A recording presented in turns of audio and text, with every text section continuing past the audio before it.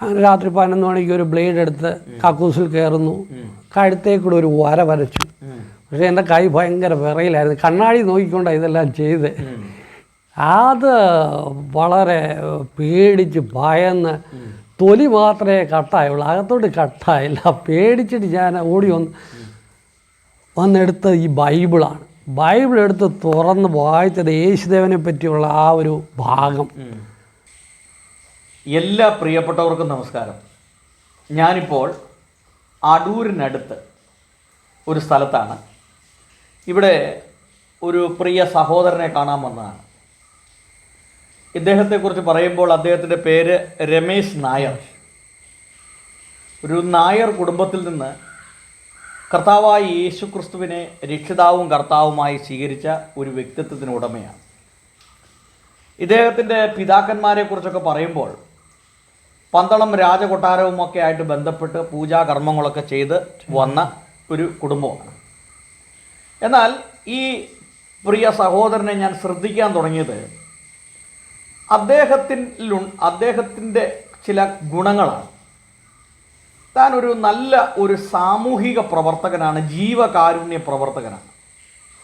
ഈ ഏറ്റവും അടുത്ത് തന്നെ അദ്ദേഹം തനിക്കുണ്ടായിരുന്ന 4 ഏക്കർ സ്ഥലം, അതും പന്തളത്ത് റോഡ് സൈഡിൽ കണ്ണായ സ്ഥലം, കോടികൾ വില വരുന്ന സ്ഥലം, സാമൂഹിക പ്രവർത്തനങ്ങൾക്ക് വേണ്ടി, അത് ജീവകാരുണ്യ പ്രവർത്തനങ്ങൾക്ക് വേണ്ടി, അതായത് അനാഥരെയും വിധവമാരെയും ഒക്കെ പാർപ്പിക്കുവാൻ വേണ്ടി ഒരു പാർപ്പിട സമുച്ചയത്തിന് വേണ്ടി ഒരു പ്രസ്ഥാനത്തിന് അദ്ദേഹം സൗജന്യമായിട്ട് എഴുതി കൊടുത്തു. അപ്പോൾ എനിക്കത് കേട്ട് കഴിഞ്ഞപ്പോൾ എന്താണ് ഈ രമേശ് സഹോദരനിൽ നിന്ന് ഉണ്ടായ ചിന്തകൾ എന്താണ്, അദ്ദേഹത്തിന് ഇങ്ങനെ ഈ സാമൂഹിക പ്രവർത്തനം ചെയ്യാനുള്ള താല്പര്യം എന്താണ് എന്നുള്ള ഒരു വിഷയത്തെക്കുറിച്ച് എനിക്കൊന്ന് അറിയണമെന്ന് തോന്നി. അങ്ങനെ ഞാൻ ഇടുക്കിയിൽ അടിമാലിയിൽ നിന്ന് യാത്ര തിരിച്ച് ഞാനിവിടെ എത്തിച്ചേർന്നു. രമേശ് ചേട്ടാ, ഈ ഗോസ്പൽ TV UP എന്ന യൂട്യൂബ് ചാനലിലേക്ക് ഹാർദവമായിട്ട് സ്വാഗതം ചെയ്യുകയാണ്.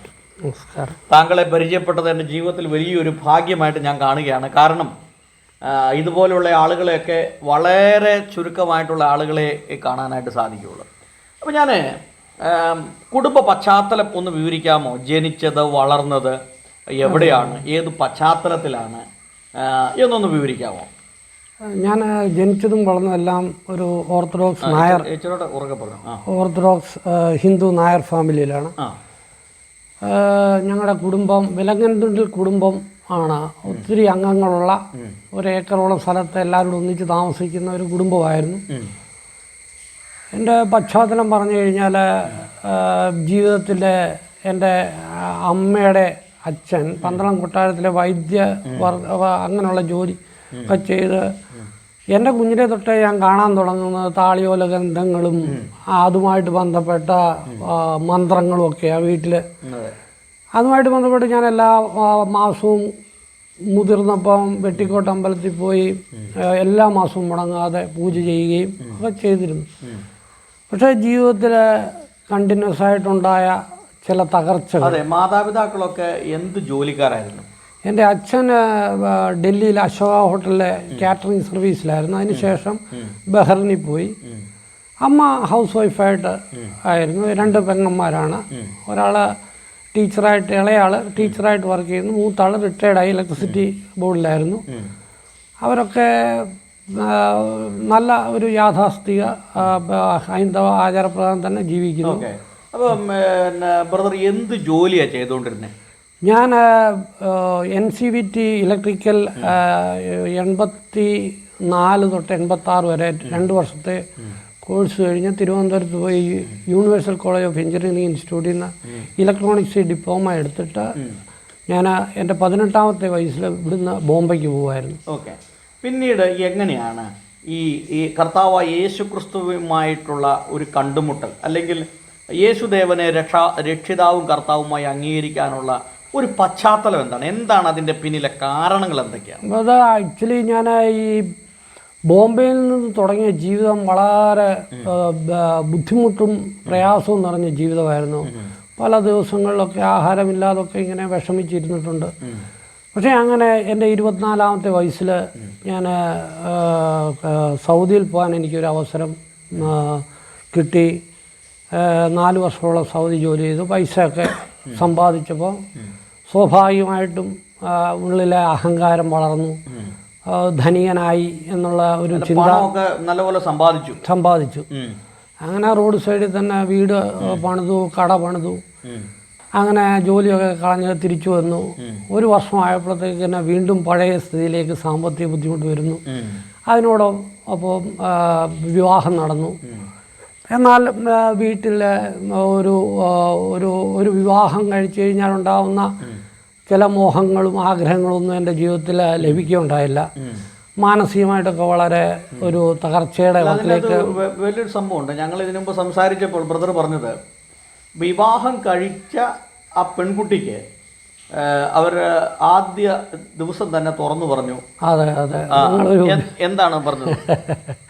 ശരിക്കും ആ സ്ത്രീയെ മോശമാക്കി ഞാൻ പറയുന്നതല്ലെങ്കിലും അറിഞ്ഞും അറിയാതെയും നമ്മുടെ വായിൽ നിന്ന് വീഴുന്ന ചില വാക്കുകളൊക്കെ ഹൃദയത്തെ വ്രണപ്പെടുത്തുകയും മാനസികമായിട്ടൊക്കെ നിങ്ങളൊരു വിരൂപനാണ്, നിങ്ങളോട് ജീവിക്കാൻ താല്പര്യമില്ല എന്ന് കല്യാണം കഴിച്ചുകൊണ്ട് വന്ന് ഏതാനും മണിക്കൂറുകൾക്കുള്ളിൽ പറഞ്ഞപ്പോൾ മാനസികമായിട്ട് വളരെ പ്രയാസം തോന്നി. കാരണം ഞാൻ വളർന്നു വന്ന ഒരു മോനായിരുന്നു, 2 പെങ്ങന്മാരായിരുന്നു. എൻ്റെ അച്ഛൻ്റെ അമ്മയുടെ ആ ഒത്തൊരുമയും ഇതൊക്കെ കണ്ട് വളർന്ന എനിക്ക് പെട്ടെന്ന് ഇത് ഉൾക്കൊള്ളാനോ, മൊത്തത്തിലെ വീട്ടിലെ സാഹചര്യം വളരെ ഒരു മോശമായ രീതിയിലേക്ക് സഞ്ചരിക്കുകയായിരുന്നു. അങ്ങനെ ഈ പെൺകുട്ടി എന്താ പറഞ്ഞത്? മാതാപിതാക്കളുടെ നിർബന്ധത്തിന്? അതെ അതെ അതെ, മാതാപിതാക്കളുടെ നിർബന്ധത്തിനാണ് ഈ കല്യാണത്തിന് സമ്മതിച്ചത്. നിങ്ങളോട് എനിക്കൊരു താല്പര്യവും ഇല്ല. അപ്പോൾ ഞാൻ ചോദിച്ചൊരു ചോദ്യമുണ്ട്. കല്യാണം നടന്നു, ഇനിയും ഒന്നില അണ്ടർസ്റ്റാൻഡിങ്ങിൽ പോകണം, അല്ലെന്നുണ്ടെങ്കിൽ സന്തോഷത്തോടെ പിരിയുക. എന്നാൽ ഒന്നും പുള്ളിക്കാരി ഒരു താല്പര്യം കാണിച്ചില്ല. അല്ല, അതൊരു വലിയൊരു പോയിൻ്റാണ്. അതായത് കല്യാണമെല്ലാം കഴിഞ്ഞ് മാതാപിതാക്കളുടെ അനുഗ്രഹത്തോടു കൂടി നാട്ടുകാരെയും വീട്ടുകാരെയും എല്ലാം വിളിച്ച് അമ്പലത്തിൽ വെച്ച് കല്യാണമെല്ലാം കഴിഞ്ഞ് വീട്ടിൽ വന്നപ്പോൾ കെട്ടിക്കൊണ്ട് വന്ന പെണ്ണ് പറയുകയാണ്, നിങ്ങൾ ഒരു വിരൂപനാണ്, നിങ്ങളെ കാണാൻ ഒരു സൗന്ദര്യമില്ല, അതുകൊണ്ട് നിങ്ങളുടെ കൂട്ടത്തിൽ ഒരു ജീവിതത്തോടെ എനിക്ക് താല്പര്യമില്ല. അങ്ങനെ പറയുന്നാൽ ഒരാളുടെ മാനസികാവസ്ഥ എന്തായിരിക്കും? അപ്പൊ അങ്ങനെ പറഞ്ഞപ്പോൾ എന്താണ് ഒരു മാനസികാവസ്ഥ? എന്തായിരുന്നു? തകർന്നു പോയി. മാനസികമായിട്ട് വളരെ ഒരു വല്ലാത്തൊരവസ്ഥയിലായി. എത്രാമത്തെ വയസ്സിലായി സംഭവം? 27-ാമത്തെ വയസ്സ്. അതെ അതെ. അപ്പം പിന്നീട് എന്താണ് ജീവിതത്തിൽ സംഭവിച്ചത്? കല്യാണം കഴിഞ്ഞ് 40-ാമത്തെ ദിവസം ഞാൻ കുവൈറ്റിൽ പോന്നു.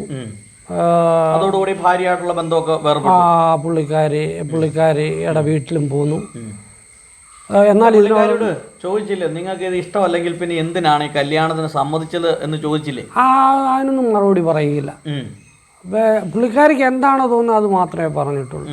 അതായത് നമ്മൾ ചോദിക്കുന്നതിന് മറുപടി അങ്ങനെ പറയില്ല. അത് ഞാനിപ്പോൾ അത് ആക്ച്വലി സാർ ചോദിച്ചുകൊണ്ട് പറഞ്ഞതേ ഉള്ളൂ. ഇങ്ങനെ പലയിടത്തും നടക്കുന്നുണ്ട്. വളരെ ബുദ്ധിമുട്ടുണ്ടാക്കുന്ന സമീപനമായിരിക്കും അത്. കാരണം എല്ലാവർക്കും ഒന്നും അത് താങ്ങാനോ ഒന്നും പറ്റാത്ത ചില സാഹചര്യം. പുള്ളിക്കാരുടെ വഴിക്ക് പോയി. ഞാൻ ജോലിയുമായിട്ടുള്ള ബന്ധത്തിൽ കുവൈറ്റിൽ പോന്നു. പിന്നെ അങ്ങനെ തന്നെ കുവൈറ്റിൽ ചെന്ന് എന്തായിരുന്നു ജോലി?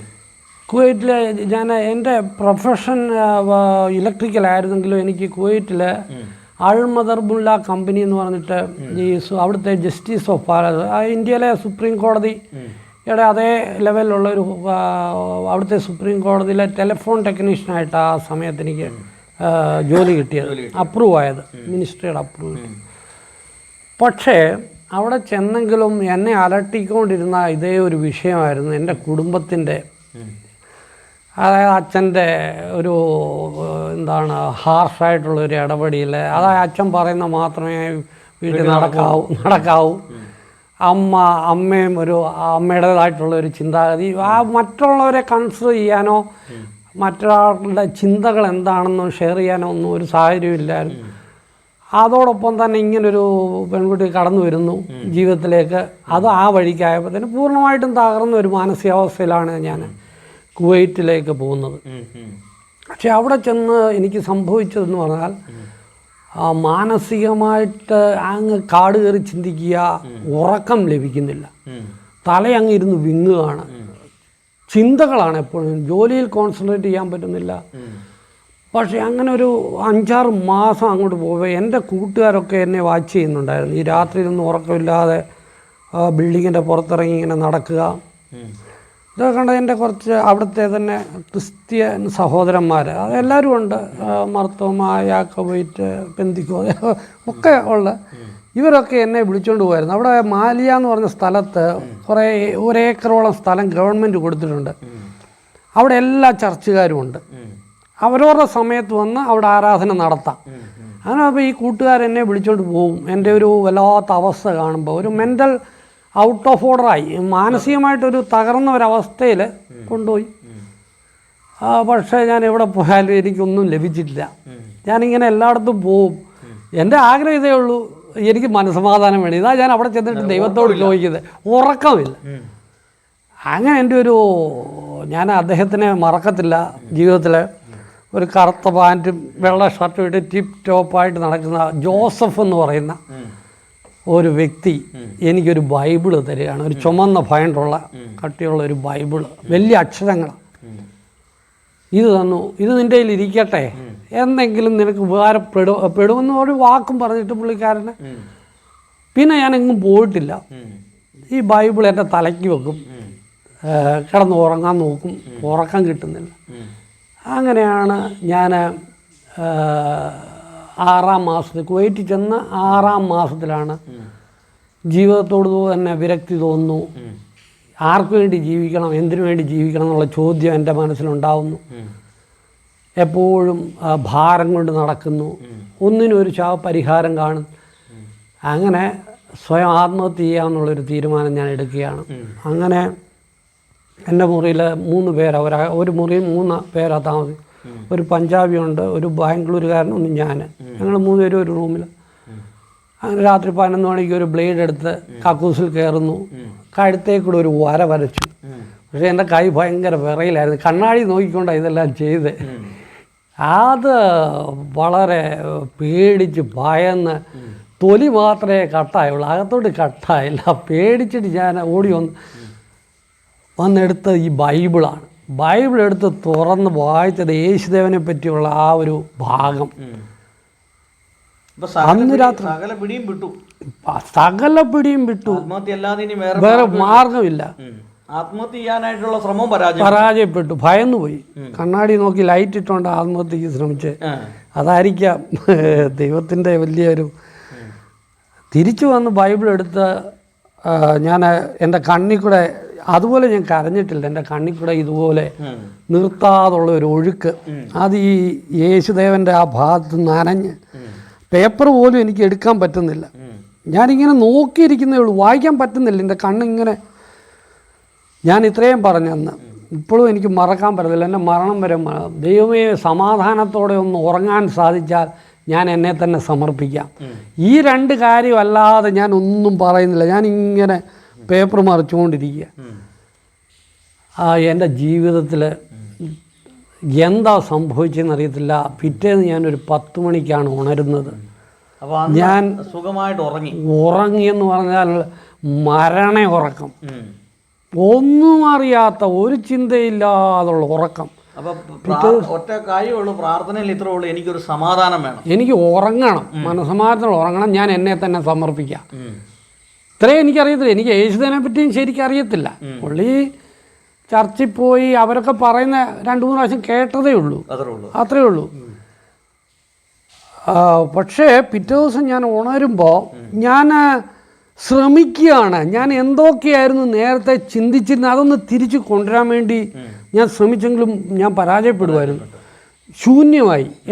എൻ്റെ തലച്ചോറിൻ്റെ പ്രവർത്തനം ഒരു 0 എന്ന സ്റ്റേജിലേക്ക് നിൽക്കുന്നു. ശരിക്കും ഞാൻ അന്നേരമാണ് ജീവിതത്തിൽ ഭയന്നത്. ഞാൻ എന്താണോ ചോദിച്ചത് ആ രാത്രിയിൽ എനിക്ക് ലഭിക്കുക. ഞാൻ ആരെയും കണ്ടിട്ടുമില്ല, ഒന്നുമില്ല. പിന്നെ അന്ന് ഞാൻ ജോലിക്ക് പോയില്ല. യേശുദേവനെ പറ്റിയുള്ള സുവിശേഷ ഭാഗങ്ങൾ, 4 സുവിശേഷ ഭാഗങ്ങൾ ഒറ്റ ഇരിപ്പിനിരുന്ന് വായിക്കുക. ഇന്ന് വരെ ആ ഒരു പ്രാവശ്യം വായിച്ചതേ ഉള്ളൂ. അതായത് ഈ ഉറക്കം ലഭിച്ചോടുകൂടി സംഗതി കാര്യം മനസ്സിലായി, യേശുദേവനിലല്ലാതെ വേറൊരു ആശ്രയം ഇല്ല. ഉറപ്പ്. അതായത് എല്ലാ ദൈവത്തെ വിളിച്ചു പറയാനുള്ളിടത്തെല്ലാം പറഞ്ഞു. ആരിൽ നിന്നോ ഒന്നിൽ നിന്നോ എനിക്കൊന്നും ലഭിച്ചില്ല. പക്ഷേ ആ വചനം നോക്കിയിരുന്ന് ദൈവമേ എനിക്കൊന്ന് ഉറങ്ങാൻ, സമാധാനത്തോടെ ഉറങ്ങാൻ സാധിച്ചാൽ ഞാൻ എന്നെ സമർപ്പിക്കുക. ഇത് മാത്രമേ ഞാൻ പറയുന്നുള്ളൂ, വേറെ വഴിയൊന്നും ഇല്ല എനിക്ക് ഉറങ്ങിയില്ല ഞാൻ മുഴുവൻ ഭ്രാന്തനായിട്ട് മാറും. പക്ഷേ അന്ന് തൊട്ട് ഇന്ന് വരെ ഞാൻ സുഖമായിട്ട് എവിടെ കിടന്നാലും ഉറങ്ങും. അതാണ് എനിക്ക് ഏറ്റവും വലിയ അനുഗ്രഹം ലഭിച്ചത്. പക്ഷേ എന്നാലും ഞാൻ അവിടുത്തെ ഒരു പ്രവർത്തനം എന്ന് പറഞ്ഞാൽ, ഞാനിത് വായിച്ചു, സുവിശേഷ ഭാഗങ്ങൾ വായിച്ച് ഒറ്റ ദിവസം വായിച്ചപ്പോൾ എനിക്ക് യേശുദേവൻ പറയുന്നു, നീ എന്നെ അറിഞ്ഞിട്ടുണ്ടെങ്കിൽ പിതാവിൻ്റെയും പുത്രൻ്റെയും പരിശുദ്ധാത്മാവിൻ്റെയും നാമത്തിൽ നീ സ്നാനമെടുക്കണം എന്ന് ഒരു കണ്ടീഷൻ പറയുന്നു. അപ്പോൾ എനിക്കിതിനെപ്പറ്റിയൊന്നും അറിയത്തുമില്ല. ഞാൻ അന്ന് കേട്ടിട്ടുണ്ട് മാമോദീസ സ്നാനം എന്നൊക്കെ കേട്ട്. പിന്നെ എൻ്റെ കൂട്ടുകാരോടൊക്കെ പോയി പറയുന്നു, ഞാൻ എനിക്കൊരു സ്നാനം ആരെങ്കിലും തരുമോ അങ്ങനെ ചോദിച്ചപ്പോഴാണ് ഈ ജോസഫ് എന്ന് പറഞ്ഞ സഹോദരൻ തന്നെ ഈ പെന്തിക്കോസ് പാസ്റ്ററിനെ കൊണ്ട് എന്നെ കൊണ്ട് സംസാരിപ്പിക്കുന്നത്. അങ്ങനെ മാലിയായിൽ ആ പരിസരത്ത് വെച്ച് തന്നെ എനിക്ക് സ്നാനം ലഭിച്ചു. ഒരാഴ്ചയ്ക്കുള്ളിൽ അവർ തന്നെ അറേഞ്ച് ചെയ്ത് എനിക്ക് സ്നാനം തന്നു. പക്ഷേ ഞാൻ എങ്ങും രജിസ്റ്ററിൽ പേരെഴുതാൻ അന്നും എനിക്കറിയില്ല, ഞാൻ അങ്ങനെ പറഞ്ഞുമില്ല, താല്പര്യവും ഇല്ലായിരുന്നു. പക്ഷേ ഞാൻ മുന്നോട്ടുള്ള എൻ്റെ പ്രവർത്തനത്തിൽ ഈ ഒരു ഇൻ്റർനാഷണൽ ഇമ്മാനുവൽ മിനിസ്ട്രിയുമായിട്ട് ബന്ധപ്പെടുകയും പിന്നെ അവരോടൊത്താണ് ഞാൻ പ്രവർത്തിച്ച് 1.5 വർഷം കൂടെ, 2 വർഷത്തെ കോൺട്രാക്റ്റായിരുന്നു. തീരാറാകുമ്പോൾ ഞാൻ റിസൈൻ ചെയ്യുമായിരുന്നു. അവിടം തൊട്ട് ഒരു യാത്രയിലായിരുന്നു ഞാൻ ജോലി റിസൈൻ ചെയ്ത് വരുന്നത് ചെന്നൈ എയർപോർട്ടിൽ ഇറങ്ങുന്നു. എന്താണ് ശരിക്കും യേശുദേവൻ ഇത്രയും വലിയ രക്ഷകനും ഒരു രാത്രി കരഞ്ഞ് പ്രാർത്ഥിച്ചപ്പോൾ എന്താണോ ആവശ്യപ്പെട്ടത് അത് അങ്ങനെ തരികയും ചെയ്ത യേശുദേവനെ എന്തുകൊണ്ട് ലോകം ശരിക്കും അറിയുന്നില്ല എന്നുള്ളൊരു ചോദ്യം എൻ്റെ ഉള്ളിൽ വരികയും ഞാനൊരു യാത്ര നടത്തി. കേരളത്തിൻ്റെ തെക്ക് തൊട്ട് വടക്കേറ്റം വരെ ചെന്നൈയിലിറങ്ങി, ചെന്നൈ കുറേ നാൾ 10-15 ദിവസം. എവിടെ ചെല്ലുമ്പോഴും മാനുഷികമായിട്ടുള്ള നിയമങ്ങളും കാര്യങ്ങളുമാണ് എനിക്ക് കാണാൻ കഴിഞ്ഞത്. ശരിക്കും യേശുദേവൻ പറയുന്ന ആ വലിയ സുവിശേഷ വചനങ്ങൾ എങ്ങും പഠിപ്പിക്കുന്നതായിട്ട് ഞാൻ കാണുന്നില്ല. അങ്ങനെയൊക്കെ വന്നപ്പോൾ ഞാൻ ഒരു സംഘടനയിലും എനിക്ക് മാനുഷികമായിട്ട് പറ്റത്തില്ല. എനിക്ക് എൻ്റെ യേശുദേവൻ തന്ന അനുഗ്രഹമാണ്, നേരിട്ട് തന്നതാണ്. അങ്ങനെ ഞാൻ ഒറ്റയ്ക്കിരുന്ന് പ്രാർത്ഥിക്കുക, എന്നെക്കൊണ്ട് ചെയ്യാവുന്ന ചെറിയ ചെറിയ കാര്യങ്ങൾ ചെയ്യുക. അങ്ങനെ ഞാൻ കുവൈറ്റിൽ നിന്ന് വന്ന് എൻ്റെ സ്വഭാവത്തിനൊന്നും ഒരു മാറ്റമില്ല. ഞാനൊരു അഡിക്ഷനായിരുന്നു, മയക്കുമരുന്നിനും മദ്യത്തിനും. ബോംബെയിലുള്ള ജീവിതത്തിൽ ഇതെല്ലാം ഒരു അഡിക്ഷനിലുണ്ടായിരുന്നു ബോംബെയിലൊക്കെ. പിന്നെ ഗൾഫ് രാജ്യങ്ങളിൽ ചെല്ലുമ്പോഴും അവൈലബിളായിട്ടുള്ള എല്ലാ സാധനങ്ങളും മയക്കാൻ പറ്റുന്ന ഉപയോഗിക്കുമായിരുന്നു. പക്ഷേ യേശുദേവനെ അറിഞ്ഞു കഴിഞ്ഞ് ഇതെല്ലാം ഉപേക്ഷിക്കുകയാണ്. ഉപേക്ഷിച്ച് ഞാൻ തിരിച്ച്, അതൊരു വലിയൊരു കഥയാണ്, നീണ്ട കഥയാണ്. അത് നമുക്ക് വേറൊരു അവസരത്തിൽ പറയാം. ഞാനെങ്കിലും എന്തായാലും ഞാൻ കേരളത്തിൽ പല ഈവൻ IPC, എനിക്ക് ഇപ്പോഴും അറിയത്തില്ല, ആ ഇടുക്കി ഭാഗമാണ്, ഹൈ റേഞ്ച് ഏരിയ. ഒരു IPCയുടെ ബോർഡ് കണ്ടിട്ട് ഞാൻ അവിടെ ചെന്ന് കയറിയപ്പോൾ ഒരു സഹോദരൻ അവിടെ ഇരിപ്പുണ്ട്. അപ്പോൾ ഞാൻ ഇത്രയേ പറഞ്ഞുള്ളൂ, എനിക്ക് ഏകാഗ്രതയോടെ യേശുദേവൻ്റെ സന്നിധിയിൽ നിന്ന് പ്രാർത്ഥിക്കാനൊരു സ്ഥലം തരുമോ എന്ന് ചോദിച്ചപ്പോൾ അദ്ദേഹം എടുത്തടിച്ച് ചോദിച്ചത് ഭാര്യയെ കൂടെ കൂട്ടിക്കൊണ്ട് വന്നാലേ തരാൻ പറ്റത്തുള്ളൂ. അതെന്നെ അത്ഭുതപ്പെടുത്തുക. ഇങ്ങനെയുള്ള മറുപടിയൊക്കെ കേൾക്കുമ്പോൾ ഒരു മനുഷ്യൻ നിസ്സഹായമായിട്ട്, അതും ഒരു ഹിന്ദു നായർ കുടുംബത്തിൽ ജനിച്ച് യേശുദേവനെ രക്ഷകനായി സ്വീകരിച്ച് യേശുദേവൻ്റെ കൂടെ സഞ്ചരിക്കണമെന്ന് ആഗ്രഹിച്ച് നമ്മൾ ഓരോരുത്തർത്തിൽ ചെല്ലുമ്പോൾ, ഈവൻ ഞാൻ ഒരു അനുഭവം പറയുന്നത്, ശാന്തിഗിരി ആശ്രമം ആലുവയിലുള്ള അവിടെ ചെന്നപ്പോൾ ഞാൻ കണ്ട കാഴ്ച, കുറേ ചെറുപ്പക്കാരും കുട്ടി നിക്കറും ഇട്ട് ഒരു ആശ്രമമാണ്. പാൻ്റൊക്കെ ഫോട്ടോ സെൽഫി എടുക്കുന്നു. ഞാൻ അവിടെ ഏതാണ്ട് ചെല്ലുമ്പോൾ 5:30 സന്ധ്യ ആവാറാവുന്നു. ഒരു പരിചയവുമില്ല എനിക്ക് ആ ആശ്രമം, ആ ഏരിയ ഒന്നും. ഞാൻ പോവാണ്, ആശ്രമത്തിൽ പോവാണ് പ്രാർത്ഥിക്കാൻ. അവിടെ ചെന്നപ്പോൾ ഞാൻ പറഞ്ഞു, ഇതുപോലെ ഞാനൊരു അന്യജാതിയിലുള്ള ആളാണ്, യേശുദേവനെ രക്ഷകനായി സ്വീകരിച്ച് സ്നാനമെടുത്ത എനിക്കൊരാഴ്ച ഒന്ന് ധ്യാനത്തിലിരിക്കാനും വചനം ഓൺലൈനിൽ ബുക്ക് ചെയ്ത് നമ്പർ കിട്ടിയിട്ട് മാത്രം വന്നാൽ മതി. കാരണം അവിടെ വെച്ച് ആ സ്ഥലം പോലും എനിക്ക് പരിചയമില്ല. അവിടെ ഇഷ്ടംപോലെ ബിൽഡിങ്ങുകളുണ്ട്. ആ രാത്രി എനിക്ക് വേണമെങ്കിൽ അവരെ ഒരു സ്ഥലം തരാൻ കിടക്കാൻ. അവരുടെ എന്താണ് ആത്മീയത ആ ആശ്രമത്തിലൊക്കെ. അത് കഴിഞ്ഞ് ഞാൻ ഇവിടെ പോയി നമ്മുടെ കാലടിയിലുള്ള സമീക്ഷ. അവിടെ എന്താണ് നടക്കുന്നത്? അവിടെ ഒരു മണ്ഡപം പോലെ പണിത് വെച്ചിട്ട് 4 വശത്തൂടെ 4 വാതിൽ വെച്ചിട്ട്, ഒരിടത്ത് ബൈബിള്, ഒരിടത്ത് ഖുറാൻ, ഒരിടത്ത് ഹൈന്ദവ വേദപുസ്തകം, ഒരിടത്ത് വേറൊരു മതത്തിൻ്റെ ഇത് വെച്ചിട്ട് നടുക്കൊരു വെട്ടം കത്തിച്ച് വെച്ചിട്ട് ഏതിലൂടെ വന്നാലും വെളിച്ചത്തിലേക്ക് വരിക എന്നുള്ള സന്ദേശം കൊടുക്കുക. ഒരു റോമൻ കാത്തലിക്കിൻ്റെ ഏതോ ഒരു ഡിനോമിനേഷനാണ്. ഇതെല്ലാം തെറ്റായ സുവിശേഷത്തിന് വിരുദ്ധമായതാണ് പലയിടത്തും സംഭവിക്കുന്നത്. വളരെ ദയനീയമായിട്ട് എൻ്റെ മനസ്സ് വേദനിക്കുന്നു. പക്ഷേ ഞാൻ അന്നൊരു തീരുമാനമെടുത്ത് എന്തെങ്കിലും ചെയ്യണമെങ്കിൽ സ്വന്തമായിട്ട് ചെയ്യാം. അങ്ങനെ ഞാൻ 2017 എൻ്റെ ജോലി റിസൈൻ ചെയ്തിട്ട് ഒമാനി നല്ല പോസ്റ്റിൽ ജോലിയാണ്. അന്നേരം ഇലക്ട്രിക്കൽ സൂപ്പർവൈസറായിട്ട് 450 ബെഡഡ് ഹോസ്പിറ്റലിൻ്റെ അതായത് ഒരു ഫ്ലാറ്റ് സ്വന്തമായിട്ടൊക്കെ കിട്ടുക പറഞ്ഞാൽ അവിടെ വലിയ കാര്യമാണ്. ഒമാൻ ഡ്രൈവറുണ്ട്, കാറുണ്ട്. നമുക്ക് എന്താവശ്യത്തിനും ഡ്രൈവറെ വിളിച്ചു കഴിഞ്ഞാൽ ഉടനെ കാർ വന്നിരിക്കും, പോവുക, സൈറ്റിൽ പോവുക. ആ ഒരു പോസ്റ്റ് ഇരുന്നപ്പോൾ ഞാൻ ഇതാണ് സമയം. ഇത് ഉപേക്ഷിക്കുമ്പോൾ എൻ്റെ യേശുദേവന് വേണ്ടി ഞാൻ എന്തെങ്കിലുമൊക്കെ ചെയ്യണമെന്നുള്ളൊരു ചിന്ത എനിക്ക്. അങ്ങനെ 2017 ഞാൻ ജോലിയും റിസൈൻ ചെയ്തിട്ട് വന്ന് അതേ വർഷം തന്നെയാണ് കൂടാരം ചാരിറ്റി ഇതൊരു ട്രസ്റ്റ് രൂപീകരിക്കുന്നത്. അങ്ങനെ എൻ്റെ ആ റോഡ് സൈഡിലുള്ള ഒരു 4000 സ്ക്വയർ ഫീറ്റ് കടകളും വീട് അതെല്ലാം ഞാൻ ചാരിറ്റി പ്രവർത്തനത്തിന് വേണ്ടി ഉപയോഗിക്കും. 2017 തൊട്ട് പല അന്തേവാസികൾ അവിടെ താമസിക്കുന്നു, ഞങ്ങളും ആ ഭാഗത്ത് തന്നെ താമസിക്കുന്നു. അങ്ങനെ വന്നപ്പം ലോകത്തിൻ്റേതായിട്ടുള്ള ചില പ്രശ്നങ്ങളുണ്ടല്ലോ, നിയമങ്ങൾ, സ്ത്രീകളെയും പുരുഷന്മാരെയും ഒന്നിച്ച് താമസിപ്പിക്കുക, അത് പ്രശ്നങ്ങളായി. പോലീസ് വരാൻ തുടങ്ങുന്ന ഓരോ ഇഷ്യൂ വരുമ്പോഴത്തേക്കിന്. അങ്ങനെ വന്നപ്പോൾ ഞാൻ വിചാരിച്ചു അത് വിട്ടിട്ട് ഇത്തിരി വിശാലമായ സ്ഥലം മേടിച്ചിട്ട് ഇഷ്ടം പോലെ മാറ്റി അങ്ങനെ 2022 ഞാൻ 22 ആ സ്ഥലം വിറ്റിട്ടാണ് മറ്റപ്പള്ളിയിൽ ഇതുപോലെ 3 ഏക്കർ സ്ഥലം വാങ്ങുന്നു. ഞാൻ വസ്തു വാങ്ങുമ്പോൾ നല്ല കണ്ണായ സ്ഥലം, വെള്ളത്തിൻ്റെ ഉറവയുള്ള സ്ഥലം, കൃഷിക്ക് പറ്റിയ ഇടം. അപ്പോൾ ഞാൻ വരുന്ന അന്തേവാസികൾ സ്വന്തമായിട്ട് കൃഷി ചെയ്താലും അവിടെ ജീവിക്കാൻ പറ്റും. ആ ഒരു ചിന്തയിൽ ഞാൻ പാലമേൽ പഞ്ചായത്തിൽ ആപ്ലിക്കേഷൻ കൊടുക്കുന്നു, ഇതുപോലെ ഒരു അനാഥാലയം കൂടാരം ചാരിറ്റിയുടെ ഭാഗമായിട്ട് ആ സ്ഥലം ദാനം. അപ്പോൾ കുറച്ച് അവിടുത്തെ വാർഡ് മെമ്പറും കുറേ റൂളിംഗ് പാർട്ടിയുടെ കുറേ സപ്പോർട്ടേഴ്സിലൂടെ വന്നിട്ട് വണ്ടി തടയുന്നു. കിണർ വെട്ടി പ്ലോട്ടെല്ലാം റെഡിയാക്കി അപ്രൂവൽ കിട്ടിയ ബിൽഡിങ് പണിയാൻ തുടങ്ങിയപ്പോഴാണ് വണ്ടി തടയുകയും അവിടെ പ്രശ്നം ഉണ്ടാക്കുകയും ചെയ്യുന്നത്.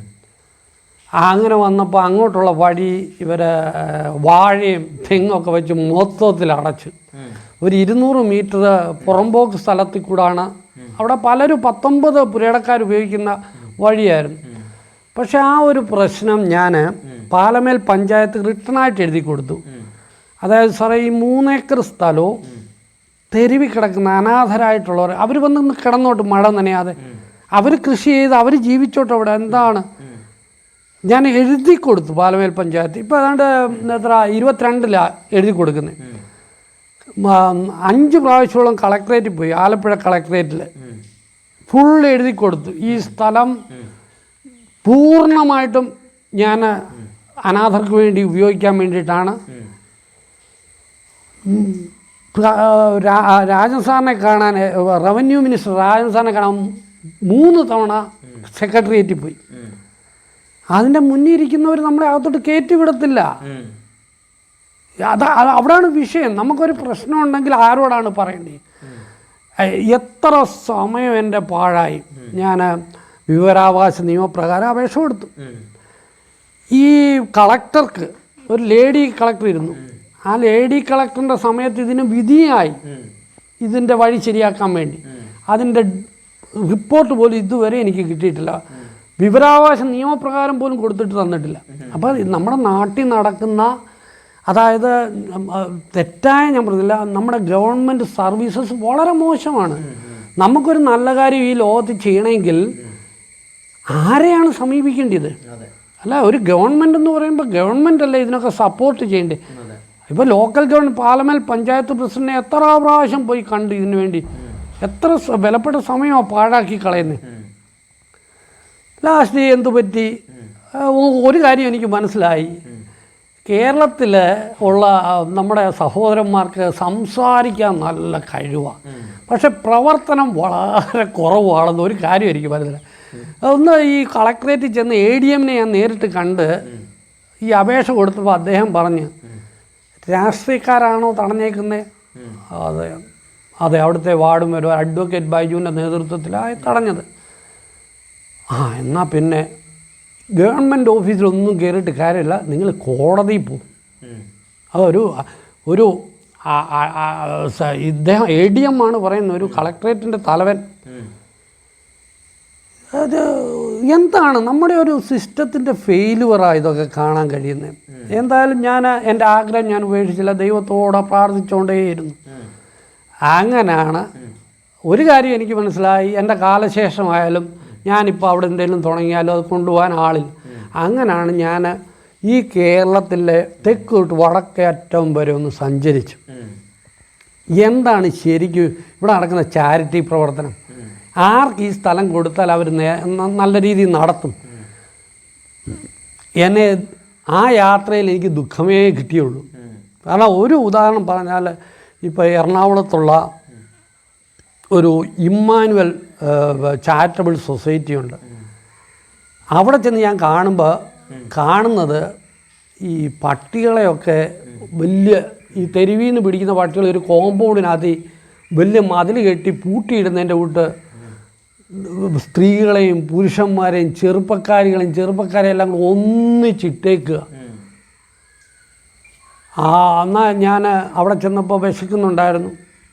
എൻ്റെ കൂടെ അന്നേരം ഈ പോട്ട ആശ്രമത്തിൽ ഒരാഴ്ച ധ്യാനത്തിലിരുന്നപ്പോൾ ഒരാളെ പരിചയപ്പെട്ടു. അദ്ദേഹത്തിന് 35 വർഷം കൊണ്ട് മാനസികമായിട്ടുള്ള അസുഖത്തിന് മരുന്ന് കഴിക്കുന്ന ആളാണ്. ഇദ്ദേഹം എന്നോട് പറഞ്ഞു, എനിക്ക് പോകാൻ ഇടമൊന്നുമില്ല. അപ്പോൾ അങ്ങനെ അദ്ദേഹത്തിനെ കൊണ്ടാണ് ഞാൻ അവിടെ പോകുന്നത്, അവിടെ ആക്കാൻ. പക്ഷെ അത് കണ്ടപ്പോൾ ഇദ്ദേഹം തന്നെ എന്നോട് പറഞ്ഞു, ഞാൻ തെരുവിൽ എവിടെയെങ്കിലും കിടന്നോളാം.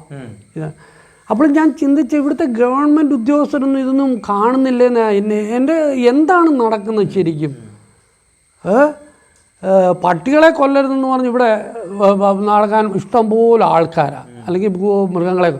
ഈ മനുഷ്യനെ ഇങ്ങനെ ചാങ്ങലൊക്കെ ഇടമാതിരി അവിടെ നിൽക്കുന്ന ബംഗാളികളെ വലിയ ചൂരലും കൊണ്ട് നിൽക്കുക അടിക്കാൻ. ഈ മാനസിക രോഗികൾ എന്തെങ്കിലും ഒരു തെറ്റ് ചെയ്താൽ ഉപദ്രവിക്കുകയാണെന്നോ ചെയ്യേണ്ടത്? അപ്പോൾ അവിടെ അതോടുകൂടി ഞാൻ വിചാരിച്ചു, എന്തെങ്കിലും തുടങ്ങുവാണെങ്കിൽ ഈ സ്ഥലം അങ്ങനെ പാഴാക്കി കളയണ്ട. അങ്ങനെയാണ് ഈ ബർസ്കിപ്പ റംബാൻ എന്ന് പറയുന്ന ഒരാൾ 2-3 അനാഥാലയം നടത്തുന്നുണ്ടെന്നും, അങ്ങനെയാണ് ഞാൻ ഈ പത്തനംതിട്ടയിലുള്ള ശാന്തി, ഇതിൻ്റെ ഇടയ്ക്ക് ഒത്തിരി സംഭവങ്ങൾ നടന്നിട്ടുണ്ട്, ഒത്തിരി കാര്യങ്ങൾ. ബർസ്കിപ്പ റംബാനെ നേരിട്ട് പോയി കണ്ട് ഈ വിവരങ്ങളൊക്കെ ഞാൻ പറഞ്ഞു. അങ്ങനെ പുള്ളിക്കാരൻ പറഞ്ഞു, ഓക്കെ, നിങ്ങൾക്ക് അങ്ങനെ ആഗ്രഹമുണ്ടെങ്കിൽ ഞാൻ ദൈവത്തോട് പ്രാർത്ഥിക്കട്ടെ, നമുക്കിതൊക്കെ കൊണ്ട് നടക്കണമെങ്കിൽ വലിയ ബുദ്ധിമുട്ടാണ്, എന്നാലും എൻ്റെ ആഗ്രഹം ദൈവമെങ്കിൽ നമുക്കവിടെ എന്തെങ്കിലും ഒരു സ്ഥാപനം. അങ്ങനെ ഇരിക്കുമ്പോഴാണ് ഈ പുരയിടത്തിനോട് അടുത്ത് ചേർന്ന് തന്നെ 1 ഏക്കർ വഴിയൂടെ വിൽക്കാനുണ്ടെന്ന് അറിയുന്നത്. അങ്ങനെ ഞാൻ അനാഥാലയം പണിയാൻ വെച്ചിരുന്ന പൈസ എടുത്തിട്ട് ആ സ്ഥലം കൂടെ അങ്ങ് മേടിച്ചു. എല്ലാം കൂടി ഇപ്പോൾ സ്വന്തം വഴിയായി 4 ഏക്കർ സ്ഥലവും അവിടെ വന്നു. അതിൻ്റെ മാനേജറിങ് ഡയറക്ടറായിട്ട് ബർസ്കിപ്പ റംബാൻ, ഞാനും അതിനകത്തിലെ ഒരു വേലക്കാരനാണ്, യേശുദേവൻ്റെ ഒരു സെർവൻ്റായിട്ട്. ഞാൻ എൻ്റെ ആഗ്രഹം പറഞ്ഞു, 1 ഇഞ്ച് സ്ഥലം പോലും എനിക്ക് വേണ്ട, പ്രമാണത്തിലൊന്നും എഴുതാൻ പാടില്ല, അങ്ങനെ എല്ലാ കണ്ടീഷനും അവരും അക്സെപ്റ്റ് ചെയ്ത് ഇപ്പോൾ അതിൻ്റെ പ്ലാൻ വരച്ചുകൊണ്ടിരിക്കുന്നു. അധികം താമസിക്കാതെ തന്നെ വരും. ഈ ബ്രദറിനെ സംബന്ധിച്ചിടത്തോളം അദ്ദേഹം 4 ഏക്കർ സ്ഥലം അനാഥ മന്ദിരം പണിയാനായിട്ട് അദ്ദേഹം സൗജന്യമായിട്ട് കൊടുത്തു. കോടിക്കണക്കിന് രൂപ വില വരുന്ന സ്ഥലമാണ്. അപ്പം ആ സ്ഥലം ഞാനൊന്ന് പറയാം. അതായത് കൊടശനാട്ടുനിന്ന് മുന്നോട്ട് പോകുമ്പോൾ ഒരു ആദിക്കാട്ടുകുളങ്ങര മറ്റപ്പള്ളി റോഡുണ്ട്. അതിൻ്റെ നടുക്കായിട്ട് ഏതാണ്ട് ഒരു പറങ്ങാണ്ടി ഫാക്ടറി ഉണ്ട്. അതിനോട് ചേർന്ന് കിടക്കുന്ന പ്രോപ്പർട്ടി. അതിൻ്റെ അകത്ത് മറ്റൊരു കാര്യം എന്ന് പറഞ്ഞു കഴിഞ്ഞാൽ ഈ സഹോദരൻ ഈ സ്ഥലം ആരെങ്കിലും ഏൽപ്പിക്കാൻ വേണ്ടി സകല പെന്തക്കോസ്ത് ബ്രദറൻ സഭാവിഭാഗങ്ങളുടെ ഒത്തിരി ആൾക്കാരെ സമീപിച്ചു, ഒത്തിരി ആളുകളെ ഇദ്ദേഹം സമീപിച്ചു. പക്ഷെ ആരും ഈ സ്ഥലം ഏറ്റെടുക്കാൻ തയ്യാറായില്ല. ഏറ്റെടുക്കാൻ പലരും തയ്യാറായി. പക്ഷേ ഏറ്റെടുത്തതിന് ശേഷം അവിടെ ഒരു അനാഥ മന്ദിരം പണിത് ഈ അശരണരായിട്ടുള്ള ആളുകളെ, തെരുവിൽ കിടക്കുന്ന ആളുകളെ, ആരുമില്ലാത്തവരെ, വിധവമാരെയൊക്കെ പരിപാലിക്കാൻ ആർക്കും താല്പര്യമില്ലാതെ. അതാണ് ഞാൻ ഈവൻ തിരുവല്ലയിലുണ്ട് ഒരു. അപ്പോൾ വലിയൊരു ചോദ്യമാണ്. ഇപ്പോൾ പിന്നെ രമേശ് ബ്രദർ ചോദിക്കുന്നൊരു ചോദ്യമാണ്, എന്താണ് ആത്മീയ പ്രവർത്തനം? അതെ. കാരണം കർത്താവായ യേശുക്രിസ്തു പറഞ്ഞത്, ഞാൻ നഗ്നനായിരുന്നു, നിങ്ങൾ എന്നെ ഉടുപ്പിച്ചില്ല. ഞാൻ വിശന്നിരുന്നു, നിങ്ങൾ എനിക്ക് ഭക്ഷണം തന്നില്ല. ഞാൻ അനാഥനായിരുന്നു, നിങ്ങൾ എന്നെ ചേർത്ത് കൊണ്ടില്ല. അപ്പോൾ ചോദിക്കുന്ന ഒരു ചോദ്യമാണ്, കർത്താവേ നീ ഇതെപ്പോഴാണ് വന്നതെന്ന് ചോദിച്ചപ്പോൾ പറയാം, ഈ എളിയവർക്ക് ചെയ്യുന്നതാണ് എനിക്ക്. അതാണ് ഒരു ക്രിസ്ത്യാനി എന്ന് പറയുമ്പോൾ വിശ്വാസവും പ്രാർത്ഥനയും മാത്രം പോരാ, കർമ്മം അതുപോലെ തന്നെ പ്രധാനമാണ്. ഞാനെപ്പോഴും യേശുദേവൻ പറഞ്ഞ കാര്യങ്ങൾ ഇങ്ങനെ ശ്രദ്ധിക്കാറുണ്ട്. ഒരാൾ വന്ന് ചോദിക്കുന്നുണ്ട്, യേശുദേവൻ ഒത്തിരിയും കാര്യങ്ങൾ പറയുന്നുണ്ട്, ഇതിലേറ്റവും വലിയ സുവിശേഷം എന്താണെന്ന് ചോദിക്കുമ്പോൾ യേശുദേവൻ പറയുന്നുണ്ട്, നീ എൻ്റെ പൂർണ്ണ ഹൃദയത്തോടും പൂർണ്ണ ആത്മാവോടും പൂർണ്ണ ശക്തിയോടും പരിശുദ്ധനായ പിതാവിനെ ആരാധിക്കുകയും മഹത്വപ്പെടുത്തുകയും ചെയ്യുക. അതേപോലെ പ്രാധാന്യമാണ് നിന്നെപ്പോലെ നിൻ്റെ അയൽക്കാരെ സ്നേഹിക്കുക. ഈ സ്നേഹിക്കുക എന്ന് പറയുമ്പോൾ വാക്കുകൊണ്ടല്ല, ഞാൻ കാണുന്നില്ല അങ്ങനെ. യേശുദേവനെല്ലാം കർമ്മമാണ് ചെയ്തിരിക്കുന്നത്. ഓരോടത്ത് ചെല്ലുമ്പോഴും ഓരോ കർമ്മങ്ങൾ യേശുദേവൻ ചെയ്യുന്നു. അപ്പോൾ ഈ രമേശ് ബ്രദർ നോക്കി കഴിഞ്ഞപ്പോൾ ക്രിസ്തീയ വിശ്വാസികളിൽ അല്ലെങ്കിൽ സുവിശേഷകന്മാരിൽ, പാസ്റ്റർമാരിൽ, അച്ഛന്മാരിലൊന്നും ഈ കർത്താവായ യേശുക്രിസ്തു പറഞ്ഞ ഒരു സ്നേഹമോ ആർദ്രതയോ ഒന്നും കണ്ടെത്താൻ കഴിഞ്ഞില്ല. അപ്പോൾ ഇതൊരു വലിയൊരു പോയിന്റാണ്. ഒരു അക്രൈസ്തവനായ ഒരു വ്യക്തി ക്രിസ്തീയ വിശ്വാസികളെ നോക്കുമ്പോൾ അവരിൽ യേശു പറഞ്ഞ ഒരു ഗുണങ്ങളും അവരിൽ കാണാനായിട്ട് സാധിക്കുന്നില്ല. ഞാനൊരു കുറ്റമായിട്ടല്ല പറയുന്നത്, മനസ്സിലാവുന്നുണ്ടോ? കുറ്റമല്ല. ഞാൻ കാരണം യേശുദേവൻ പ്രത്യേകം പറയുന്നുണ്ട്, ഒരാളെയും കുറ്റം വിധിക്കാൻ എനിക്ക് യോഗ്യനല്ല. Only description power almighty holy ഗോഡാണ്. അത് അന്യജാതിയിൽപ്പെട്ട ഒരാൾ നോക്കുമ്പോൾ ക്രിസ്തീയ വേലക്കാർ എന്ന് പറഞ്ഞ് പേരെടുത്ത് നടക്കുന്ന ആളുകൾക്ക് എന്തെങ്കിലും ഒരു ഗുണമുണ്ടോ? ഇതൊരു വലിയൊരു പോയിന്റാണ്. നമ്മുടെ ജീവിതം കൊണ്ട് എന്ത് സന്ദേശമാണ് സമൂഹത്തിന് കൊടുക്കുന്നത്, അല്ലേ? ഞാനൊരു ക്രിസ്ത്യാനിയാണ്, അല്ലെങ്കിൽ ഒരു സുവിശേഷകനാണ്, ഒരു പാസ്റ്ററാന്ന് പറയുമ്പോൾ എൻ്റെ ജീവിതത്തിൽ ഞാൻ എന്ത് സന്ദേശമാണ് സമൂഹത്തിന് കൊടുക്കുന്നത്? ആ സന്ദേശം എൻ്റെ ജീവിതത്തിലൂടെ ആളുകൾ കണ്ടു ഉൾക്കൊള്ളണം. അതാ യേശുദേവൻ പറയുന്നുണ്ട്. ആദ്യമായിട്ട് യേശുദേവൻ പ്രേക്ഷിത ദൗത്യം തുടങ്ങുമ്പോൾ മലയുടെ മുകളിൽ ഇരുന്നുകൊണ്ട് തുടങ്ങുന്നത് തന്നെ ഇതാ, നീ ലോകത്തിൻ്റെ വെളിച്ചമാണെന്ന. വേറെ ഭാഗത്ത് പറഞ്ഞു ഞാൻ വെളിച്ചമാണെന്ന് പറയുന്നു. പക്ഷെ നിൻ്റെ വെളിച്ചം മറ്റുള്ളവരിലേക്ക് പ്രകാശിച്ച് മറ്റുള്ളവരും പരിശുദ്ധനായ പിതാവിനെ മഹത്വപ്പെടുത്തട്ടെ. ആ വചനമൊക്കെ എന്ന് പറഞ്ഞാൽ അതാണ് സുവിശേഷം. എന്നെ കണ്ടിട്ട് പറയണം, മറ്റുള്ളവരാ പറയണേ നീ ക്രിസ്ത്യാനിയാണെന്ന്. അത് എന്ത് നടക്കുന്നു ഇവിടെ? ഇപ്പോൾ ഞാൻ പറയുന്നു, ഈ ഓരോരുത്തരും അവരവരുടെ കർമ്മം ചെയ്യുന്നു. ഓരോരുത്തർക്കും ഓരോ നിയോഗങ്ങളുണ്ട്. എൻ്റെ നിയോഗം വേറൊരാൾക്ക് എടുക്കാൻ പറ്റത്തില്ല. എന്നെ നിയോഗിക്കപ്പെട്ടത് ഈയൻ. പക്ഷേ ഇതിൻ്റെ കോമൺ ആയിട്ടൊരു സന്ദേശമുണ്ട്. ഒരു ക്രിസ്ത്യാനി മറ്റുള്ളവരാണ് പറയേണ്ടത് നീ ക്രിസ്ത്യാനിയാണെന്ന്. ഇപ്പോൾ എന്തുവാ പറയുന്നത്? അവിടെ നടക്കുന്നത് അമ്മിത്തല്ല് കണ്ടോ? പള്ളി നടക്കുന്ന നമ്മൾ ആരേലോട് യേശുദേവനെ പറ്റി പറയാൻ പോയാൽ നീ എവിടുത്തെ ക്രിസ്ത്യാനിയാടാ, അതുകൊണ്ടാ അവിടെ നോക്ക്, അത് കാണുന്നില്ലേ? അല്ലെങ്കിൽ ഇദ്ദേഹം പറയുന്നത് എന്താണ്? ഇവിടെ ഇന്ന് ഞാൻ കാണുന്നത്, ഇപ്പോൾ ഒരു കൂട്ടായ്മയിലിരിക്കുന്ന പിന്നെ സഹോദരന്മാരെ വേറൊരു കൂട്ടായ്മയിലെ ആൾ വന്ന് വലിച്ചെടുത്തുകൊണ്ട് പോവാം.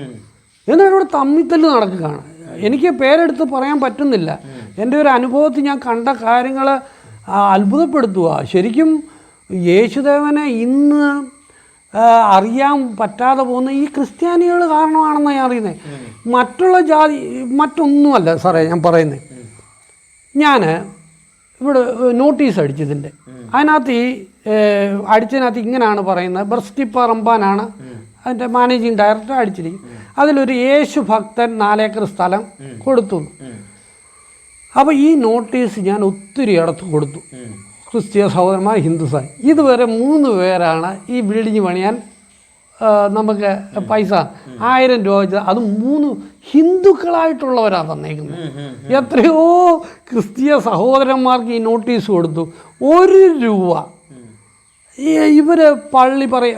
എൻ്റെ സംശയം ഇതാണ്, ഈ റോഡ് സൈഡിലൊക്കെയുള്ള പള്ളികൾ എന്തുവാ കോടിക്കണക്കിന് രൂപ മുടക്കി പണിയുമ്പോൾ സന്തോഷത്തോടു കൂടി അവരത് പൈസ കൊണ്ട് കൊടുക്കുന്നു.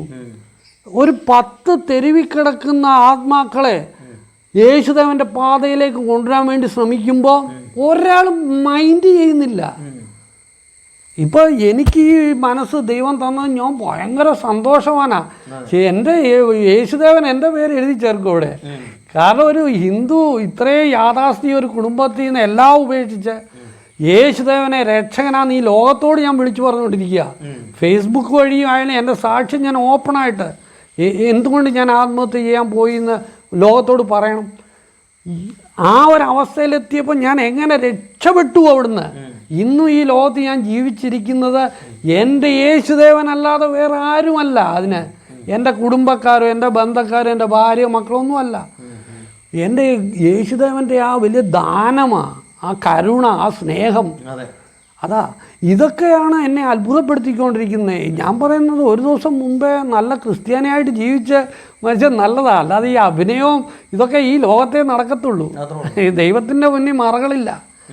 നമ്മുടെ ആന്തരികം ചാരിറ്റി പ്രവർത്തനം, അതായത് ഈ അശരണരായിട്ടുള്ള ആളുകളോട് ഒരു അനുകമ്പ തോന്നാൻ എന്താണ് അതിൻ്റെ പിന്നിലുള്ള ഒരു മോട്ടിവേഷൻ? അത് യേശുദേവൻ്റെ വചനം തന്നെ.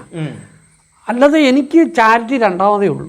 അത് ഞാൻ ഉള്ളത് തുറന്നും പറയാം. എൻ്റെ യേശുദേവൻ്റെ നാമമഹത്വത്തിന് വേണ്ടിയിട്ടാണ് ഞാൻ അത് എന്നെ തന്നെ ഞാൻ സമർപ്പിക്കുകയാണ്.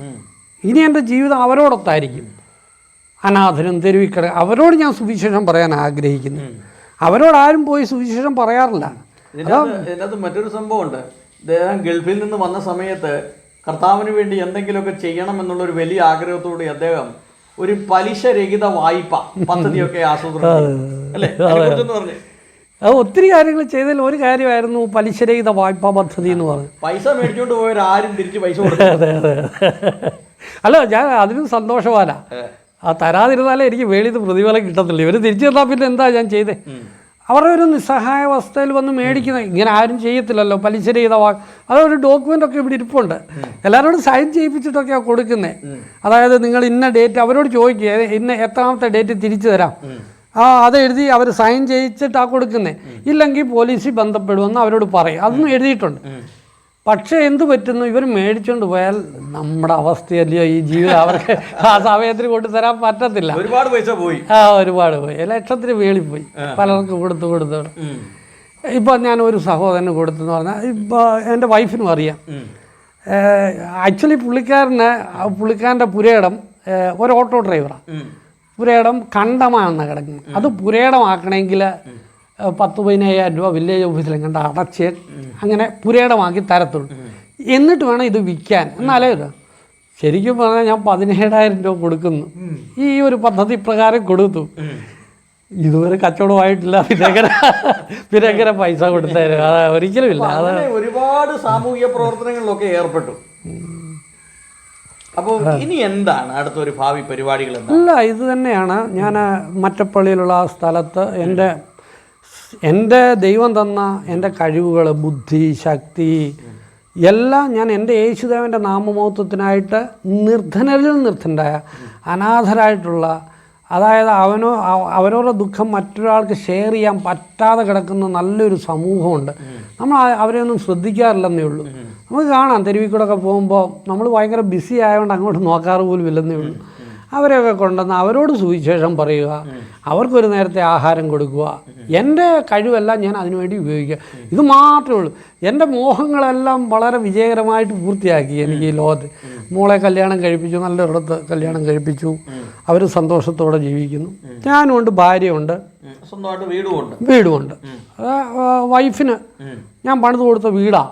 അപ്പോൾ ഞാൻ പണിത് കൊടുത്തതിന് ശേഷം ഈ സഹോദരന് ഒരു ജീവകാരുണ്യ പ്രവർത്തകനായിട്ട് യേശുവിന്റെ ഒരു സാക്ഷിയായി മാറുക, യേശുദേവന്റെ ഒരു സാക്ഷിയായിട്ട് അങ്ങ് മാറുക, പൂർണ്ണമായും ലോകമൊക്കെ സഞ്ചരിച്ച് ആളുകളെ കാണുക, സുവിശേഷം പറയുക, അവരുടെ വിഷമത്തിൽ പങ്കാളികളാകുക, ദരിദ്രരായി കണ്ടു കഴിഞ്ഞാൽ, ഭിക്ഷക്കാരെ കണ്ടു കഴിഞ്ഞാൽ ഒരു നേരത്തെ ആഹാരം വാങ്ങിച്ചു വാങ്ങുക.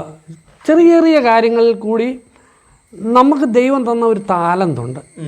നമ്മളത് കണ്ടെത്തുമ്പോഴാണ് നമ്മുടെ ജീവിതത്തിൽ വിജയം ഉണ്ടാകുന്നത്, ഒരു ക്രിസ്തീയ ജീവിതത്തിൽ വിജയം ഉണ്ടാകുന്നത്. ഇന്ന് ഞാൻ കണ്ടിടത്തോളം എൻ്റെ ഒരു എക്സ്പീരിയൻസ്, ഇത്രയും വർഷം ക്രിസ്തീയ ജീവിതമായിട്ട് ബന്ധപ്പെട്ട് പോയപ്പോൾ കാണുന്ന, ഇന്നും പലരും അവനവൻ്റെ താലന്തിനെ ശ്രദ്ധിക്കാതെ മറ്റുള്ളവരുടെ താലന്തിനെ വിലയിരുത്താൻ ശ്രമിച്ചുകൊണ്ടിരിക്കുക. ഇവിടാണ് ക്രിസ്ത്യാനിറ്റിക്ക് പറ്റിയൊരു പരാജയം. ഇപ്പം ഈ ബ്രദർ പറയുന്നത് കറക്റ്റ് കാര്യമാണ്. അതായത് ഒരു ഹൈന്ദവ നായർ കുടുംബത്തിൽ നിന്ന് യേശുക്രിസ്തുവിനെ രക്ഷിതാവും കർത്താവുമായി സ്വീകരിച്ച ഈ രമേശ് സഹോദരൻ, അദ്ദേഹത്തിൻ്റെ ജീവിതത്തിൽ ഒരേ ഒരു ആഗ്രഹമുള്ളൂ, എങ്ങനെയെങ്കിലും യേശുദേവന് വേണ്ടി കുറച്ച് കാര്യങ്ങൾ ചെയ്യുക. അദ്ദേഹം യേശുദേവൻ എന്നാണ് പറയുന്നത്. യേശുദേവന് വേണ്ടി കുറച്ച് കാര്യങ്ങൾ ചെയ്യുക. എന്നാൽ ക്രിസ്ത്യാനികളായിട്ടുള്ള ആളുകൾ, ക്രിസ്ത്യാനികൾ, അതിൻ്റെ അകത്ത് പെന്തക്കോസ്തുകാർ, ബ്രദറൻകാർ, ഇവരൊക്കെ കോടിക്കണക്കിന് രൂപ ബാങ്കിൽ ഇട്ടുകൊണ്ട് പലിശ മേടിച്ച്, ചില ആളുകൾക്കൊക്കെ 3, 4, 5 വീടുകൾ വരെയുണ്ട്, എസ്റ്റേറ്റുകളുണ്ട്. അപ്പം ഇങ്ങനെ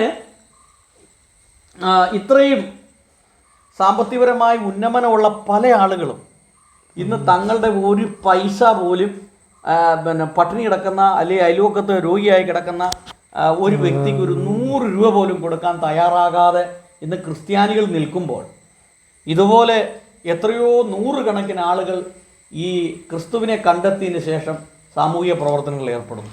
എൻ്റെ ആഗ്രഹം ഇതേ ഉള്ളൂ. അത് എൻ്റെ പേരിലുണ്ടായിരുന്ന വസ്തുവാണിത്, 4 ഏക്കർ സ്ഥലം. എനിക്കൊന്നും വേണ്ട. ഞാൻ ചിന്തിക്കുന്നത് എന്താണെന്ന് ചോദിച്ചാൽ, ഈ പ്രപഞ്ചത്തെ സൃഷ്ടിച്ച ദൈവത്തിൻ്റെയാണ് ഈ ഭൂമി.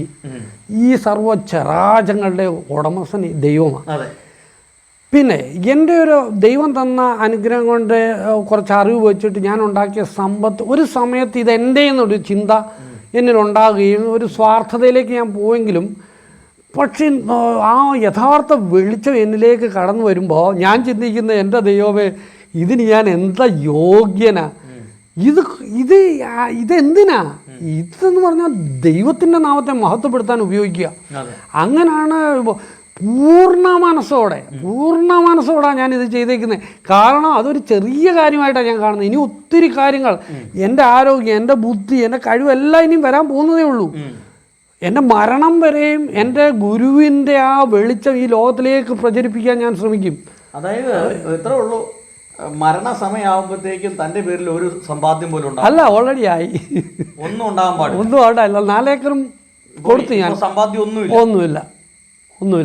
അതേസമയം നല്ലൊരു ഇലക്ട്രീഷ്യനാണ്, ജോലിക്ക് പോകും, ഓട്ടോ ഓടിക്കാൻ പോകും, എല്ലാ പണിക്ക് പോകും, ഓട്ടോറിക്ഷ ഓടിക്കാൻ പോകും, ഇലക്ട്രിക് പണിക്ക് പോകും. ഇതെല്ലാം ചെയ്തുകൊണ്ടും സാമൂഹിക പ്രവർത്തനങ്ങൾ, ചാരിറ്റി പ്രവർത്തനം. അതാ എന്ത് ചോദിച്ചു കഴിഞ്ഞാൽ, ഞാൻ എപ്പോഴും ചിന്തിക്കാറുണ്ട്, ഈ നമ്മുടെ സഹോദരന്മാർക്കൊരു ചിന്തയുണ്ട്. ഇപ്പോൾ എനിക്കൊരു ഗവൺമെൻറ് ജോലി ഉണ്ടെങ്കിൽ ഒരു ഓട്ടോ ഡ്രൈവറെ കാണുമ്പോൾ ഇവൻ ഓട്ടോ, അല്ലെങ്കിൽ ഒരു കക്കൂസ് ക്ലീൻ ചെയ്യുന്ന ഒരാൾ, ശരിക്കും പറഞ്ഞാൽ എനിക്ക് എപ്പോഴും തോന്നാറുണ്ട്, നമ്മുടെ ഒരു മൈൻഡ് സെറ്റ് വളരെ ഇതായിരുന്നു. കാരണം നമ്മളെ സഹോദരനായിട്ട് കാണാൻ കഴിഞ്ഞില്ലെങ്കിൽ ഞാൻ എന്ത് മനുഷ്യനാണെന്നാണ് എനിക്ക് മനസ്സിലാവാത്തത്. ആ ഒരു IAS ഓഫീസർ ഇരിക്കുന്ന ഓഫീസിൻ്റെ ചേരുന്ന കക്കൂസ് ഒരു പക്ഷേ അദ്ദേഹത്തിന് കഴുകാൻ പറ്റത്തില്ലായിരിക്കും അദ്ദേഹം, പക്ഷെ ആ കക്കൂസ് കഴുകാൻ ഒരാളെ നിയോഗിച്ചിട്ടുണ്ട് ദൈവം. അപ്പോൾ ആ ഒരു മനുഷ്യനുള്ള പരിഗണന അവർക്ക് കൊടുക്കണം. ഇത് അതിൽ കൂടിയൊക്കെ ഞാൻ മെസ്സേജ് കൊടുത്തുകൊണ്ടിരിക്കുകയാണ്. ഇപ്പോൾ ആൾക്കാർ പറയുന്നത് ഞാൻ വലിയ എന്തുകൊണ്ട് ഞാനിത് ചെയ്യുന്നു. ഇപ്പോൾ കഴിഞ്ഞ ആഴ്ച ഞാൻ കിണറിറക്കാൻ ഒരു കിണറിലിറങ്ങി. കാരണം ഇറക്കാൻ അവരുടെ കൂടെ, മറ്റുള്ളവരുടെ കൂടെ നമ്മൾ ഇറങ്ങുമ്പോൾ അവിടാണ് ഞാൻ പറയുന്നത് ശരിക്കുള്ള ക്രിസ്ത്യാനിത്വം. ഇപ്പോൾ ഒരാൾ കക്കൂസ് കഴിയുന്നു, ഞാനിവിടെ കൂടി ആ കക്കൂസ് ഒന്ന് കഴിയുക, എന്താണ് സംഭവിക്കുന്നത്? അപ്പോൾ ആ കഴുകുന്ന ആൾക്കും ആ ഒരു തോന്നല് എന്നൊക്കെ അയാൾ അത്രയൊക്കെ ചെയ്തിട്ട് താണ്ട് കക്കൂസ് കഴുകുന്നു. അല്ല, ഇതൊരു മെസ്സേജാണ്. നമ്മുടെ ക്രിസ്ത്യാനിറ്റി എന്ന് പറയുന്നത് താഴ്മ താഴ്മ താഴ്മ ഏറ്റവും താഴെ എത്തുമ്പോഴാണ് ദൈവം നമ്മളെ ഇങ്ങനെ ഉയർത്തി ഉയർത്തി നമ്മൾ വേറെ ഏതോ ഒരു ലോകത്തേക്ക് സഞ്ചരിക്കുകയാണ് ക്രിസ്ത്യാനിറ്റി എന്ന് പറഞ്ഞാൽ. കാരണം അത് വെളിച്ചമേ ഉള്ളൂ, അവിടെ ഈ ഇരുട്ടില്ല. ഞാൻ കണ്ട ക്രിസ്ത്യാനിറ്റി മാത്രമേ ഉള്ളൂ, യേശുദേവൻ്റെ മാത്രമേ ഉള്ളൂ ഈ പൂർണ്ണ വെളിച്ചം നിറഞ്ഞിരിക്കുന്നത്. മറ്റുള്ളതിനൊന്നും വിമർശിക്കാൻ തയ്യാറില്ലെങ്കിലും വെളിച്ചമുള്ളത് യേശുദേവനിലെ ഞാൻ കണ്ടെത്തിയായിരുന്നു എൻ്റെ ജീവിതത്തിൽ. ഞാൻ ആ വെളിച്ചത്തിൽ കൂടെ സഞ്ചരിക്കുവാണ് പൂർണ്ണ സന്തോഷവാൻ. ഇനിയും ഈ ആൾക്കാരെന്നെ ഒന്ന് കൊല്ലുമെങ്കിലും ചെയ്താൽ അതും വലിയ ഭാഗ്യവാനാണെന്ന് ഞാൻ കരുതുക. എൻ്റെ യേശുദേവന് വേണ്ടി മരിക്കാൻ സാധിക്കുക എന്നുള്ളത്. കാരണം എന്നെ എത്രയോ പേര് ഭീഷണിപ്പെടുത്തി ആ സ്ഥലത്തിൻ്റെ നിന്നെ അങ്ങ് ഇത് ചെയ്ത് കളയുമെന്നൊക്കെ. ഒരു ലെവലേശം പേടി എനിക്ക് തോന്നിയില്ല. കാരണം അങ്ങനൊന്നും സംഭവിക്കണേതായി എൻ്റെ മനസ്സ്. എന്നാലേ ലോകം അറിയത്തുള്ളൂ, എൻ്റെ യേശുദേവനെ മഹത്വപ്പെടുത്താൻ പറ്റത്തുള്ളൂ എന്നുള്ളത്. അതാണ്. അപ്പോൾ എന്തായാലും ബ്രദറെ ഇത്രയും സമയം ബ്രദറിനോട് വളരെ സന്തോഷം.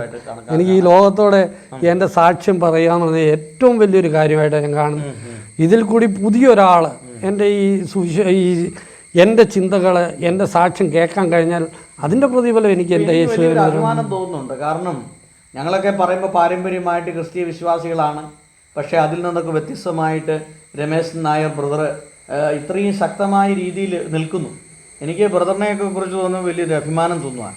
കാരണം ഞങ്ങളൊക്കെ പാരമ്പര്യ ക്രിസ്തീയ ആനികളാണ് പേരുണ്ടെങ്കിൽ പോലും യഥാർത്ഥമായിട്ട് ബ്രദറൊക്കെ ആ ചെയ്യുന്ന അത്രയും സേവനമൊന്നും ഞങ്ങൾക്ക് ചെയ്യാൻ സാധിക്കുന്നില്ല. അല്ല സാറേ, ഇതിനകത്തിൽ എന്താ വിഷയം എന്ന് ചോദിച്ചു കഴിഞ്ഞാൽ ഇത് ഞാനല്ല, എനിക്കൊരിക്കലും ഇങ്ങനൊന്നും ആവാൻ കഴിയത്തില്ലായിരുന്നു. ഇത് അന്ന് കിട്ടിയ ആ ഒരു അനുഗ്രഹം ഇങ്ങനെ വർദ്ധിച്ചു വർദ്ധിച്ചു വർദ്ധിച്ചു വരുന്നോണ്ടാണ് ഇങ്ങനെയൊക്കെ എനിക്ക് ജീവിതത്തിന്റെ എല്ലാ മേഖലകളിലൂടെ നടന്ന ഒരു മനുഷ്യനാണ്. എന്നാൽ താൻ നല്ല ഒരു ഇലക്ട്രീഷ്യനാണ്, നന്നായിട്ട് ജോലി ചെയ്തു. തനിക്ക് പല രീതിയിലുള്ള പ്രതിസന്ധികളുണ്ടായി. എന്നാൽ ഈ ക്രിസ്തീയ വിശ്വാസത്തിൽ വന്നതിന് ശേഷം തന്നെ അതിൽ നിന്ന് തിരിച്ചു കൊണ്ടുപോകാൻ വേണ്ടിയിട്ട് ഇദ്ദേഹത്തിന്റെ മാതാപിതാക്കളും അല്ലെങ്കിൽ സഹോദരങ്ങളെ ചേർന്ന് ബലമായിട്ട് പിടിച്ച് കയ്യേയും കാലയിലും പിടിച്ചോണ്ട് പോയി തലയിലെ മുടിയെല്ലാം വെട്ടിക്കളഞ്ഞ് താടിയെല്ലാം പഠിച്ചു കളഞ്ഞ് മദ്യം മേടിച്ച് ഇദ്ദേഹത്തിന്റെ കയ്യും കാലും പിടിച്ചു കെട്ടിയിട്ട് വായിലേക്ക് ഒഴിച്ചു കൊടുക്കുക മദ്യം. കാരണം നീ ഒരു മദ്യപാനിയായി ജീവിച്ചാലും കുഴപ്പമില്ല,